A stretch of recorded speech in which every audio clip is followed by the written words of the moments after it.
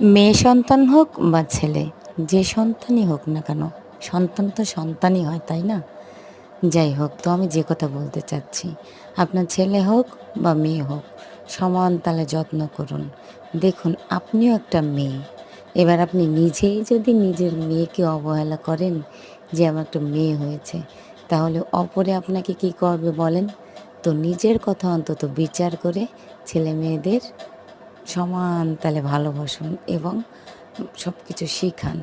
দেখেন, এমন দিন না আসে যে আপনার স্বামী আপনার সাথে যেরকম করছে, আপনার সন্তানও আপনার মানে সন্তানের বউয়ের সাথে সেরকম করবে, বা আপনি যেমন করছেন আপনার মেয়েও ঠিক তেমন করছে।